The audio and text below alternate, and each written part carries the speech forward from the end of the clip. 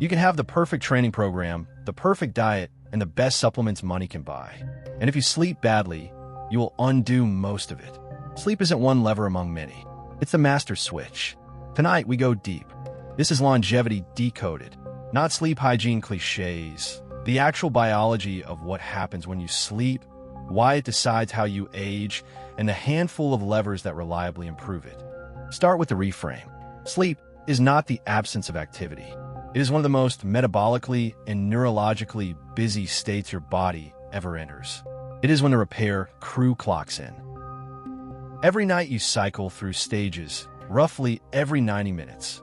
Light sleep, then deep slow-wave sleep, then REM, over and over. And each stage does a completely different job. Here's the detail that changes how you think about it. Those cycles are not identical. The first half of the night is heavy on deep sleep. The second half is heavy on REM. So when you cut your night short, you're not trimming evenly, you're cutting mostly REM. Deep sleep, stage 3, is your physical repair shift. This is when your body releases the majority of its growth hormone, rebuilds tissue, and consolidates the memory of skills and facts you learned that day. In deep sleep, the thinking brain is at its most disconnected. That's why you're hardest awake. It isn't shut down. It's your brain running maintenance. It simply cannot run while you're awake. And there's a discovery that reframed sleep entirely. During deep sleep, the brain opens up a plumbing system, the glymphatic system, and flushes out metabolic waste that builds up while you're awake, including the proteins linked to Alzheimer's disease. In other words, deep sleep power washes your brain. Skip it night after night, and that waste accumulates. This is one of the strongest links we have between chronic poor sleep and long-term brain decline. Then there's REM sleep, where you dream. REM is your emotional and creative processing shift. It defuses the emotional charge of memories and wires distant ideas together. Cut it short, and you wake up wired, reactive, and foggy. That emotional role is not a nice to have. Without enough REM, the brain's fear center becomes hyperreactive and the rational brain loses its brakes. Chronic sleep loss and poor mental health feed each other in a loop. So you need both.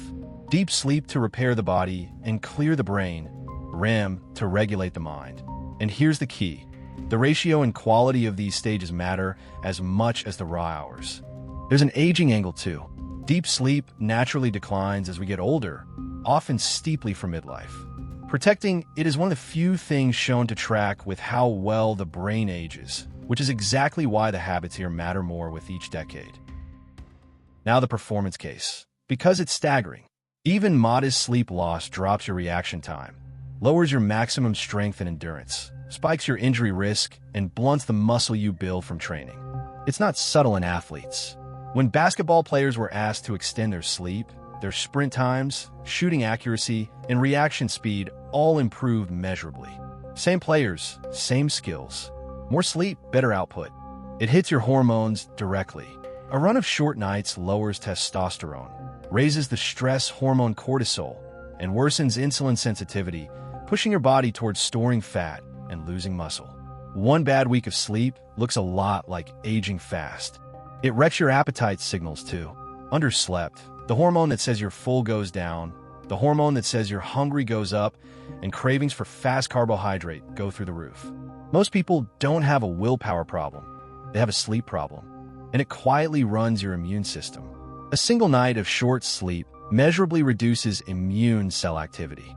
Chronic sleep debt is associated with higher rates of nearly every major disease we worry about in longevity. So how much?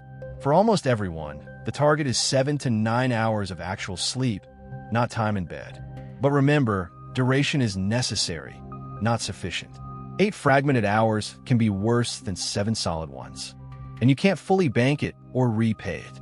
You can recover a little on a weekend, but you cannot binge sleep away a week of deprivation.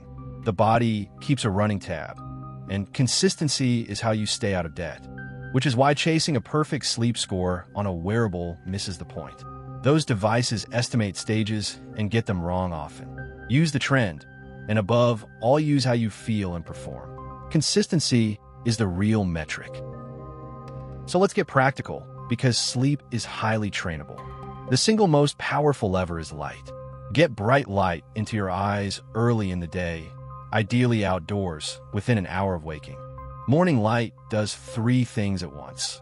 It sets a timer for sleepiness about 16 hours later, it strengthens your circadian rhythm so nights get deeper, and it gives you a clean cortisol rise that wakes you up naturally.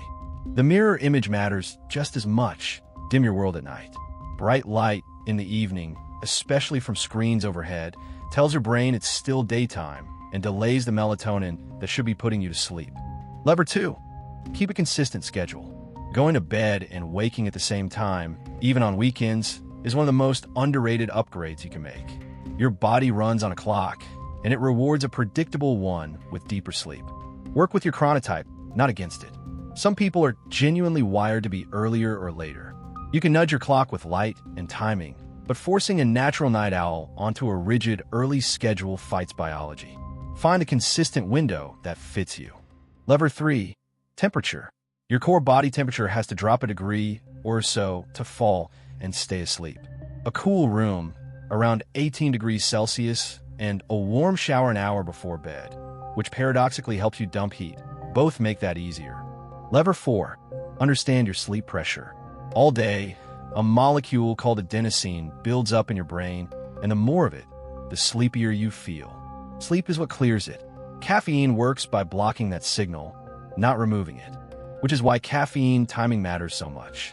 It has a long half-life, several hours, so that afternoon coffee can still be a quarter strength in your system at bedtime, quietly stealing your deep sleep. Push your last cup toward the morning. Lever 5, and this one stings. Alcohol.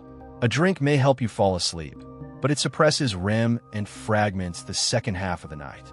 That nightcap is one of the most common reasons people sleep 8 hours and still feel unrest.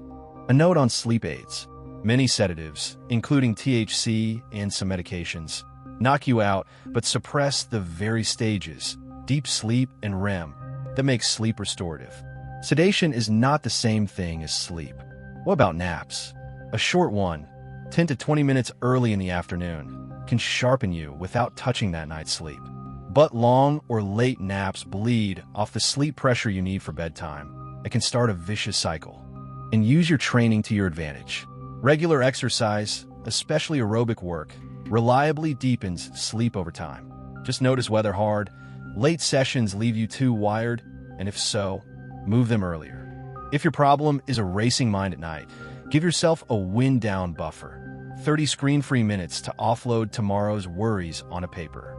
You cannot sprint from a busy day straight into deep sleep. The brain needs a runway. Put it together, and the protocol is simple, if not always easy.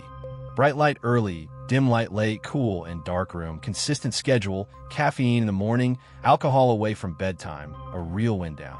Boring, and it works. Here's the mindset shift that matters most. Stop treating sleep as the thing you sacrifice to get everything else done. The training, the diet, the discipline. Sleep is the soil they all grow in. Protect it first, and everything else works better. Because this is longevity training in disguise. Good sleep lowers your risk of nearly every age-related disease, protects your brain, balances your hormones, and keeps the body capable for decades. There's no supplement that comes close. One honest note, this is education, not medical advice. If you have chronic insomnia, loud snoring, or suspected sleep apnea, see a doctor. Those are treatable and worth treating. If this is the depth you want, subscribe and grab the free longevity guide at longevity-performance.de. Sleep well. Next time we keep decoding.